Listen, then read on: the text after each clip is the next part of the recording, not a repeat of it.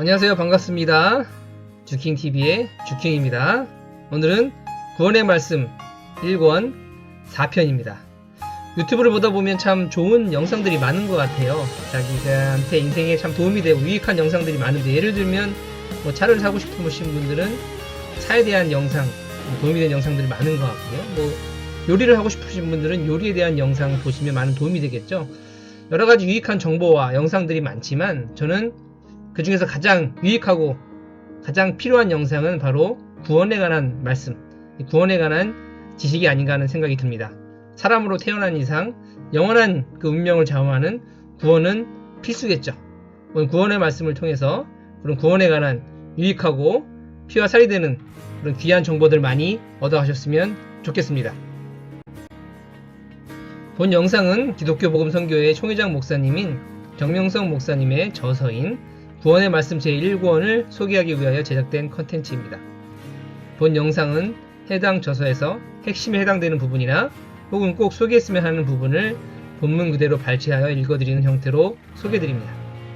참고로 각 슬라이드에 삽입된 이미지 및 사파는 원 저서인 구원의 말씀에 있는 사파도 그대로 옮겨왔으나 제가 임의로 삽입한 사파도 있음을 밝혀둡니다.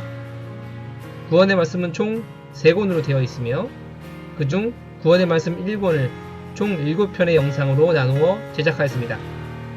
이번 영상은 그 7편의 영상 중 제4편입니다. 구원의 말씀 제1권 목차는 다음과 같습니다. 그 중에서 오늘 이 영상에서 다룰 목차는 재림부활의 구원, 메시아와 재림을 통한 구원 역사, 그리고 구원의 한계와 재림의 2차 구원 역사입니다. 가장 중간 정도에 해당되는 그런 내용들을 오늘 다루도록 하겠습니다. 본격적으로 시작해 보도록 하겠습니다. 첫 번째 주제는 재림부활의 구원인데요. 신앙생활을 하다 죽은 자들이나 믿지 않다가 죽은 자들까지도 다시 영으로 세상에 재림하여 와서 하나님 보내신 구원자를 믿으면 재림부활의 구원을 받는 영이 된다 고 했는데요. 재림부활이 무엇인지 다음 슬라이드에서부터 본격적으로 소개가 됩니다. 재림부활 구원이란 누가복음 9장 28절에서 32절을 먼저 읽어보도록 하겠습니다. 이 말씀을 하신 후 8일쯤 되어 예수께서 베드로와 요한과 야고보를 데리고 기도하시러 산에 올라가 기도하실 때 용모가 변화되고 그 옷이 휘어져 광채가 나더라. 문득 두 사람이 예수와 함께 말하니 이는 모세와 엘리야라. 영광 중에 나타나서 장차 예수께서 예루살렘에서 별세하실 것을 말할세. 베드로와 및 함께 있는 자들이 깊이 졸다가 온전히 깨어나 예수의 영광과 및 함께 선 두 사람을 보더니, 네, 유명한 이제 변화산상의 그런 장면인데요. 본문을 읽어보도록 하겠습니다. 예수님은 변화산상에서 엘리야와 모세와 함께 자신의 십자가 죽음을 두고 같이 의논하셨다. 방금 읽어본 누가복음 9장 28절에서 32절에 관련된 부분입니다. 엘리야와 모세는 메시아가 예수님인 것을 알고 지상에 재림하여 신약시대 부활되는 구원을 받은 것이었다. 아무리 모세와 엘리야가 구약시대 때 큰 자들이었을지라도 하나님이 보낸 메시아의 생명의 말씀을 듣고 하나님을 믿어야 새 시대 더 좋은 구원을 받게 되는 것이다. 이들도 하나님의 강림을 기다렸기 때문이다. 구약인들은 하나님의 강림을 기다리다가 나이가 먹어 죽었다. 고로 구약의 종급에 해당되는 자들은 육계에서 메시아를 기다리듯 죽은 후에 영계에서도 메시아를 기다렸던 것이다. 신약시대 때 하나님이 예수님을 쓰고 강림하였으니 육계에서 메시아가 왔을 때 믿고 따라 구원을 받듯이 구약권의 영들도 영계에서 메시아를 기다리다가 모세와 엘리야처럼 재림하여 예수님을 믿고 따라야 구원받는 것이다. 이것이 재림 부활 구원이다. 성약의 재림 부활 역사. 신약의 재림 부활 역사도 앞에서 설명한 신약 역사와 동일하다. 신약시대 때 예수님을 믿으면서 예수님이 약속한 메시아를 기다리며 사는 자들이 나이가 먹어 2000년 동안 죽어왔다. 이들은 육계에서도 육신이 교회를 다니며 메시아의 강림을 기다렸듯이 영계에서도 영으로서 영계 교회에 다니며 재림 메시아를 대망하며 기다리고 있다. 6기에서 재림주가 나타났을 때 그를 믿고 따름으로 신약권에서 성약권의 구원을 받듯이 신약권에 있는 영들도 재림하여 시대를 쫓아 메시아를 믿고 따르면 재림 부활 구원을 얻는 것이다. 이것이 성약의 재림 부활 구원 역사다. 데살로니가전서 4장 14절을 보면 예수 안에서 자는 자들도 하나님이 주와 함께 데리고 오시리라 하였다. 이 말씀은 메시아를 기다리다가 죽은 자들을 시대 말씀을 듣게 하여 구원시키려 하나님이 데리고 온다고 하신 말씀이다. 다시 말해서 메시아를 기다리다가 죽은 자들이 메시아의 강림의 약속만 받고 그 당시에 메시아가 오지 아니하므로 그 육이 죽은 후에 지상의 메시아가 왔을 때 영으로서 메시아를 믿고 구원을 받는다는 말이다. 점진적 구원. 도표에서 보는 바와 같이 하나님은 시대에 따라 점진적으로 차원을 높이며 구원 섭리를 이끌어 오셨음을 볼 수가 있다. 세상의 역사도 어떤 문화 예술 세계도 마찬가지며 한 인간의 성장도 그와 마찬가지로 점진성을 두고 흘러가고 있음을 볼 수 있다. 이방 종교 세계도 마찬가지로 점진성을 두고 구원 역사가 이루어졌다. 물은 높은 데서 낮은 데로 흘러가지만 하나님의 역사는 낮은 곳에서 높은 곳으로 점진적으로 흘러가는 이치를 깨달아야 되겠다. 고로 하나님의 뜻을 펴는 자들은 몸부림을 쳐야만 된다. 구약 4,000년 동안 종의 입장에서 구원 섭리를 완성할 수 없었고 신약 2,000년 동안 아들 입장에서도 구원 섭리를 완성할 수 없었다. 고로 구약에서 신약으로, 신약에서 성약으로 구원 역사를 높여 완전한 구원에 이르도록 육계와 영계를 섭리하신다는 것을 깨달아야 되겠다. 네, 다음 주제는 메시아 재림을 통한 구원 역사입니다. 하나님의 구원 역사를 보면 구약 아담 때부터 시작하여 4,000년 동안 종급에 있는 자들을 신약의 후아담인 예수님을 보내서 2,000년 동안 1차 아들급 구원 역사를 펴셨으며 재림의 역사 때 재림주를 보내서 성약 1,000년 동안 2차 신분급 구원 역사를 펴게 하신다. 그러므로 하나님은 총 7,000년 동안 구원 역사를 하심을 알아야 되겠다. 그 오른쪽에 그 내용들이 도표로 그림으로 잘 정리가 되어 있는데요.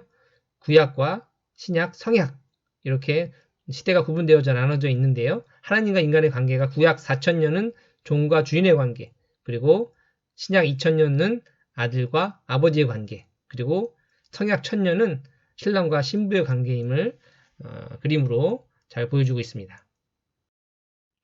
다음 주제는 본 그대로 오리라인데요.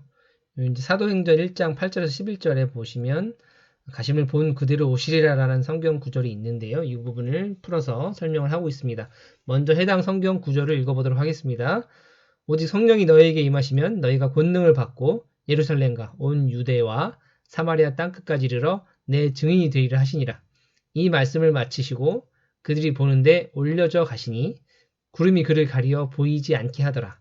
올라가실 때 제자들이 자세히 하늘을 쳐다보고 있는데 흰옷 입은 두 사람이 그들 곁에 서서 이르되 갈릴리 사람들아 어찌하여 서서 하늘을 쳐다보느냐.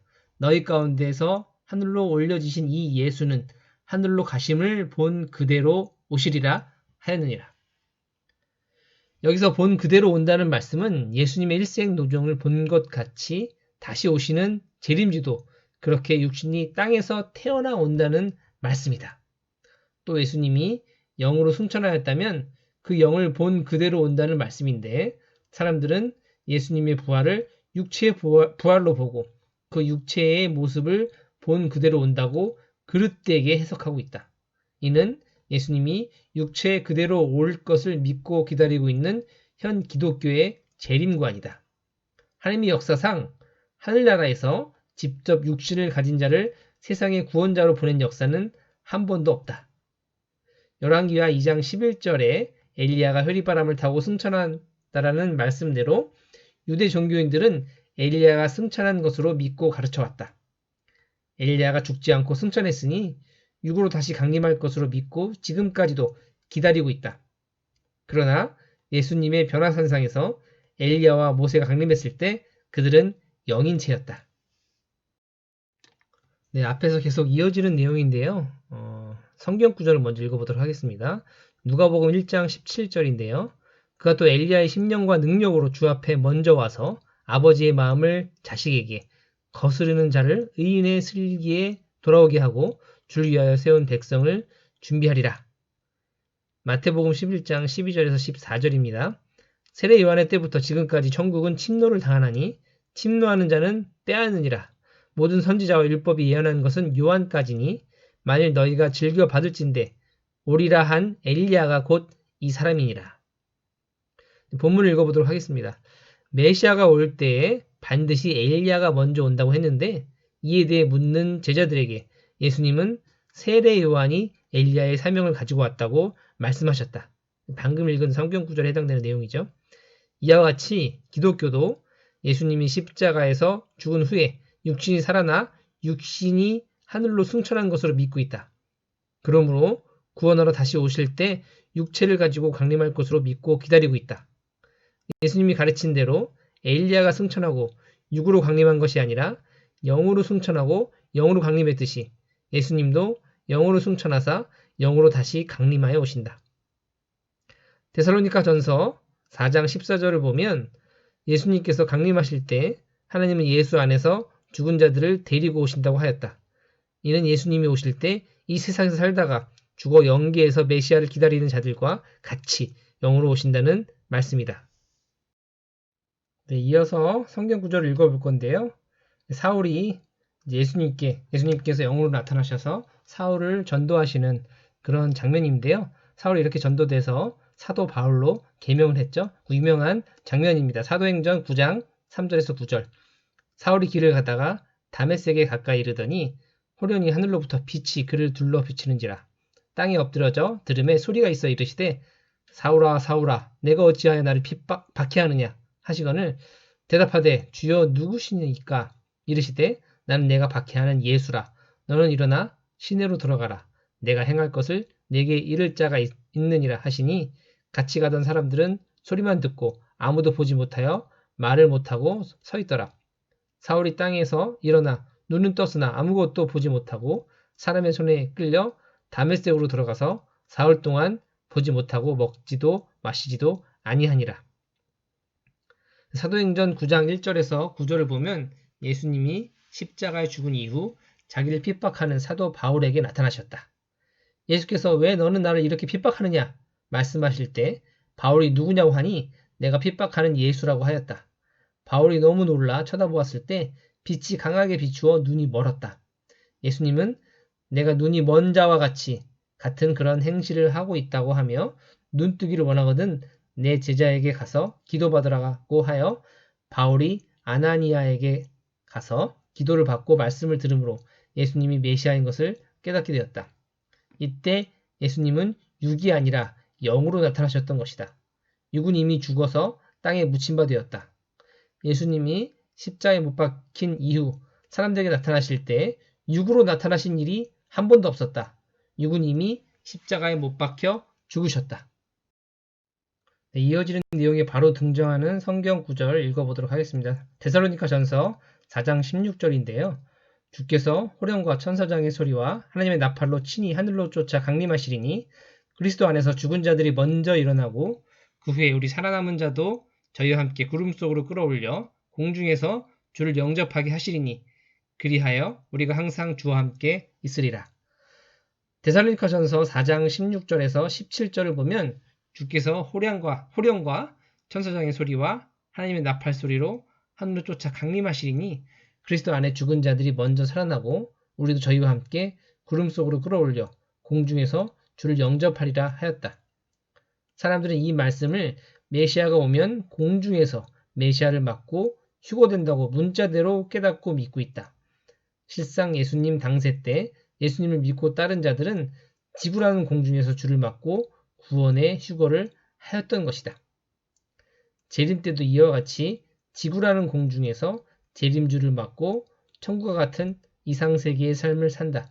이것이 성경에 예언된 공중 휴거를 이루는 말씀이다. 네, 이번에도 이어지는 내용을 잘 좀 이해하기 위해서 성경 구절을 읽어보도록 하겠습니다. 고린도전서 15장 51절에서 52절인데요. 보라, 내가 너희에게 비밀을 말하노니 우리가 다 잠잘 것이 아니요 마지막 나팔의 순식간에 호련히 다 변화되리니 나팔 소리가 나매 죽은 자들이 썩지 아니할 것으로 다시 살아나고 우리도 변화되리라. 이 썩을 것이 반드시 썩지 아니할 것을 입겠고 이 죽을 것이 죽지 아니함을 입으리로다. 고린도전서 15장 51절에서 52절을 보면 보라, 내가 너희에게 비밀을 말하노니 마지막 나팔의 순식간에 호련히 다 변화하리니 나팔 소리가 나매 죽은 자들이 썩지 아니할 것으로 다시 살리라 하였다. 이는 메시아가 외치는 생명의 말씀을 나팔로 비유한 말씀이다. 역시 메시아의 재림을 말씀하셨다. 사람들은 이 말씀을 메시아가 오면 그동안 주를 믿다 죽은 자들의 시체들이 다시 살아난다는 말로 믿고 있으나 실상은 말씀의 나팔 소리를 듣고 육신은 살았으나 실상 육과 영이 죽은 자들이 보다 사망권에서 생명권으로 나와 영과 육이 생명권의 삶을 살게 되는 것을 의미한다. 재림 때 다시 오시는 메시아를 믿고 그를 통해 마지막 생명의 말씀을 듣고 심령과 마음과 행실이 하나님의 뜻대로 살게 되어 지구 공중에서 재림주를 중심하여 이상세계를 이룬다는 말이다. 이것이 구원이다. 다음으로 재림의 약속으로 넘어가 보도록 하겠습니다. 신약시대 때 메시아 재강림을 말씀하신 것은 그 시대에 하나님이 이루지 못한 뜻이 있으므로 재강림을 약속하신 것이다. 구약의 예언이 신약시대 예수님을 중심하여 이루어지듯이 이 신약 2000년의 복음기간이 끝나고 재림 때가 되면 재림주를 중심해서 신약의 예언이 이루어지게 된다. 신약시대 때와 같이 그 아무도 모르게 도적같이 이루어지게 되는 것이다. 다음 도표에서 보는 바와 같이 구약 때 못 이룬 뜻은 신약 때 이루어지고 신약 때 못 이룬 뜻은 성약시대 때 이루어지는 것이다. 예수님이 재림할 것을 예언한 성경의 말씀은 천지가 변하여도 정령코 이루어진다. 이는 마치 구약시대 때 하나님이 선지자들을 통해서 자신이 강림할 것과 또 땅에 메시아를 보낼 것을 예언하시고 약속한 것과 같다 하겠다. 아담은 타락함으로 영은 죽고 육만 살았는데 예수님은 십자가에 죽으심으로 육신은 죽고 영만 살았다. 육신이 없는 예수님은 육으로는 더 이상 하나님의 말씀을 전할 수 없게 되었고 육으로는 더 이상 하나님의 뜻을 나타낼 수 없었다. 예수님은 시대가 악함으로 어쩔 수 없이 죽으면서도 이들을 용서해달라고 기도하셨다. 용서해준 조건과 의인 메시아가 죽은 조건으로 메시아가 죽었을지라도 그를 믿으면 그들의 죄가 되속되어 구원받게 하셨다. 이로 인하여 재림을 약속하게 되었다. 재림 때는 예수님이 영으로 강림하심으로 죽지도 않을 뿐 아니라 땅의 재림주 역시 초림주가 죽은 조건 때문에 죽지 않고 초림주의 영이 강림하여 땅에 육신을 가진 메시아와 일체되어 하나님의 뜻을 펴 영육으로 구원시키는 일을 하신다. 재림주는 육신이 죽지 않고 성약 역사를 편다. 예수님은 복음을 전하면서 하나님을 보여달라는 자에게 자기를 본 자가 곧 하나님을 본 자라고 말하고 내가 스스로 말하지 않고 나를 보내신 이의 말을 한다고 하였다. 요한복음 8장 28절. 하나님이 하신 모든 일을 육신으로 반영시키는데 그 육신이 죽었으니 하나님의 뜻이 어떻게 돌아가는지 알 수가 없었던 것이다. 다만 3년 동안 전한 복음을 가지고 핍박과 고난을 받으며 신앙생활을 할 뿐이었다. 이 복음이 2000년 동안 계속되어 왔다. 그러므로 예수님에 대해 그 근본을 모르고 하나님에 대해서도 근본을 모르며 하늘나라에 대해서도 근본을 모르고 하나님이 창조하신 목적의 근본을 모르고 죄에 대해서, 의에 대해서, 천사의 세계에 대해서, 구원의 세계에 대해서 그 어떤 것도 확실히 알지 못하고 믿고 있는 신약 주관권의 사람들이 되고 말았다. 만일 메시아가 죽지 않고 살았다면 오랫동안 살면서 역사를 펴므로 하나님의 창조 목적이 이루어져 하늘에 있는 것이나 땅에 있는 것들을 속시원히 알게 되었을 것이다. 하나님의 뜻을 이루어야 될 메시아가 죽었기 때문에 본래 하나님의 뜻대로 목적이 이루어질 수가 없었던 것이다. 그러므로 예수님은 신약 때 이루지 못한 모든 것을 다시와 하늘의 비밀과 땅의 것을 밝히 말씀해주며 행하신다고 재림을 약속했던 것이다. 고로 재림주가 와서 다 밝히는 역사가 일어난다. 다음으로 예수를 통한 구원입니다. 구약의 종주관권 속에 있는 자들이 하나님이 보내신 신약의 메시아를 절대 믿지 않으면 그 시대에 해당되는 구원을 받을 수 없는 것이다. 원죄, 자범죄, 연대죄, 유존죄를 인간 스스로 해결할 수 없는 것이다. 구약 때는 아담의 타락으로 영이 죽어 율법 말씀으로 육을 중심하여 종급 구원 섭리를 펴왔다. 그러나 신약시대 때는 예수님의 육이 죽음으로 인해서 믿음에 의한 영적 구원 섭리를 펴올 수밖에 없었다.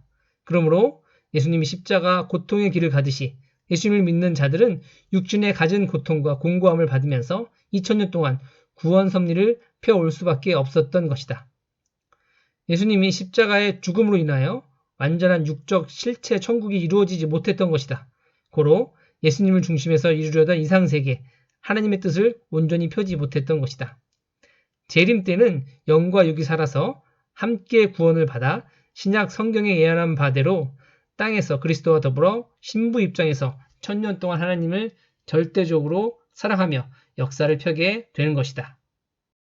다음으로 재림주를 통한 구원입니다. 사람은 영과 육이 있다. 영만 구원받아도 육적 공고가 오게 되고 육만 구원받아도 영적 공고가 오게 되는 것이다. 구약은 타락으로 영이 죽어 4000년 동안 종급에서 육을 중심에서 섭리를 폈고 신약 때는 메시아를 불신하여 예수님의 육을 십자가에 못 박아 죽였으므로 특히 영을 중심하여 2000년 동안 겨우 아들 주관권 구원 섭리를 펴온 것이다. 고로 구약과 신약은 공고한 구원의 역사였다. 성약 1000년 재림 역사 동안에는 영과 육이 구원받아 육으로는 지상천국, 영으로는 천상천국을 이루어 영육의 공고함을 벗어나 하느님이 창조하신 뜻을 펴간다. 구원을 받으면 육도 영도 얼마나 좋은지 모른다. 사람들은 죽음에 처했을 때 보이는 세계, 즉 육신에 해당되는 것에서만 벗어나려고 몸부림을 친다. 하나님을 믿고 그 보낸 메시아를 믿어 영혼 문제를 먼저 해결해야 육신 문제도 해결되는 것이다. 어느 시대든지 메시아를 믿기만 한다고 구원받는 것이 아니다. 오직 메시아의 뜻대로 살아야 된다. 환난이 있으면 신앙을 버리게 되며 힘들면 자기 뜻을 따라가게 되고 세상 유혹에 빠져 끌려가기도 한다. 이러므로 구원을 제대로 이룰 수 없는 것이다. 구원을 시키는 자도 마음과 뜻과 목숨을 다해야 하고 구원을 받는 자도 마음과 뜻과 목숨을 다해 구원을 이루어야 됨을 깨달아야 되겠다. 네, 다음으로 오늘 영상의 마지막 큰 제목입니다. 구원의 한계와 재림의 2차 구원 역사입니다. 구원을 받을 자들이 구원을 시키러 온 메시아를 불신하거나 악평하며 따르지 않으면 더 이상 구원을 시킬 수 없는 한계에 부딪히게 된다. 하나님은 구원자를 통해 구원을 하시기 때문에 구원자를 불신하고 악평한 것은 하나님을 원망하고 불신한 격과 같아 그들을 심판하고 불신한 자들로 형벌을 받게 한 후에 다시 제2의 구원자를 보내어 역사를 펴신다. 재림에 대한 예언입니다. 마태복음 24장 30절에서 31절을 보면 그때 인자의 징조가 하늘에서 보이겠고 그때 땅의 모든 족속들이 통곡하며 그들이 인자가 구름을 타고 능력과 큰 영광으로 오는 것을 보리라. 저가 큰 나팔 소리와 함께 천사들을 보내리니 저희가 택한 자들을 하늘 이 끝에서 저 끝까지 사방에서 모으리라고 하였다. 마태복음 24장 25절에서 36절에는 그러나 그 날과 그때는 아무도 모르나니 하늘의 천사도 아들도 모르고 오직 아버지만 아시느니라고 했는데 예수님은 메시아가 오는 것을 하나님 외에는 아무도 모른다고 메시아의 강림에 대하여 말씀했다. 실상 세상 만사가 마찬가지다. 자신이 어떻게 될지 잘 모르고 앞날에 그 누가 어떻게 될지 알 수 없듯이 메시아도 처음에는 자기가 메시아인지 모른다. 대통령이나 왕이 될 사람도 어렸을 때는 전혀 알 수가 없는 것이다. 메시아뿐만 아니라 영웅이나 성현들도 어렸을 때는 자기가 어떻게 될지 잘 모르는 것이다. 본인은 자기가 그 일을 할 때에 비로소 깨닫게 된다. 성경 구절을 읽어보도록 하겠습니다. 데살로니가전서 4장 16절인데요. 주께서 호령과 천사장의 소리와 하나님의 나팔로 친히 하늘로 쫓아 강림하시리니 그리스도 안에서 죽은 자들이 먼저 일어나고 그 후에 우리 살아남은 자도 저희와 함께 구름 속으로 끌어올려 공중에서 주를 영접하게 하시리니 그리하여 우리가 항상 주와 함께 있으리라. 네, 이 지구상의 그 어떤 성현 열사 영웅일지라도 다 땅에서 났다. 예수님도 땅에서 나셨다. 예로부터 누가 하늘에서 온다고 하였지만 하나님이 땅에 인물을 나게 해서 사명을 주어 일하게 하였으며 그 사람을 하늘에서 온 자라 하는 것이다. 이 시대에 하나님이 보낸 메시아도 예수님처럼 땅에서 나신다. 예수님이 오실 때 하늘에서 내려오지 않았다. 땅에서 마리아를 통해 태어나 30대까지 크다가 그제야 하나님의 복음 역사를 시작하셨다. 하나님의 명을 받고 그 뜻에 따라 왔으니 하늘을 쫓아 오신 것이다. 이와 같이 재림 때도 하늘을 쫓아 강림한다고 예언하였지만 재림주도 여인의 몸을 통해 땅에서 태어나 성장한 후에 하나님의 뜻을 펴게 된다. 하나님의 뜻을 쫓아 사명을 받고 행하기 때문에 하늘로 쫓아 강림한 것이다. 예수님은 영으로서 하늘에서 강림하시고 하나님도 영으로서 하늘에서 강림하신다. 그러나 육신 쓴 메시아는 땅에서 나타난다. 공중의 개념. 좀 전에 읽었던 성경 구절인 데살로니가전서 4장 16절에 보면 우리가 이제 구름 속으로 끌어올려 공중에서 주를 영접한다라는 구절이 있는데요. 그 공중의 개념에 대해서 이야기합니다. 공중이라는 것은 우리가 보는 공중이 아니고 하나님이 보시는 공중에 있는 지구를 말합니다. 하나님의 구원 역사는 이 지구 공중에서 인간들을 중심하여 이루어졌다. 에베소서 2장 2절을 보면 그때 너희가 그 가운데서 행하며 이 세상 풍속을 쫓고 공중의 권세 잡은 자를 따랐으니 곧 지금 불순종의 아들들 가운데서 역사하는 영이라 하였다. 이같이 바울 선생은 묵시를 통해 공중의 권세를 잡은 자에 대하여 말씀했다. 여기서 공중이란 사람들이 살고 있는 지구를 두고 말한 것임을 확실히 알 수 있다. 하나님의 입장에서 보는 공중이지 인간이 생각하는 공중이 아니다. 과학적으로 봐도 지구는 공중에 있다. 누가 공중을 보아라 하면 땅에 있는 자는 한결같이 하늘 공중을 쳐다볼 것이다. 그러나 하느님에게 공중을 보라고 하면 지구를 쳐다보시지 하늘을 쳐다보시지 않을 것이다. 이와 같이 누가 어디서 보느냐에 따라 공중의 개념이 다른 것이다. 말씀의 나팔. 이번에도 데살로니가전서 4장 16절을 먼저 다시 한번 읽어보도록 하겠습니다. 주께서 호령과 천사장의 소리와 하나님의 나팔로 친히 하늘로 쫓아 강림하시리니 그리스도 안에서 죽은 자들이 먼저 일어나고 후에 우리가 살아남은 자도 저희와 함께 구름 속으로 끌어올려 공중에서 주를 영접하게 하시리니 그리하여 우리가 항상 주와 함께 있으리라. 그리스도가 나팔 불 때 온다는 말씀은 생명의 말씀을 말한 것이다. 예수님 때 신약의 말씀에 나팔을 부니 그 말씀을 믿고 따르는 자들이 구원을 받고 메시아를 깨닫고 알게 되었듯이 성약시대 때도 재림주가 새로운 새 시대의 구원의 말씀, 즉 성약 말씀을 가지고 온다는 뜻이다. 그 말씀의 나팔을 불 때 그 말씀을 믿고 주를 믿고 행하고 따르면 구원에 이르게 된다.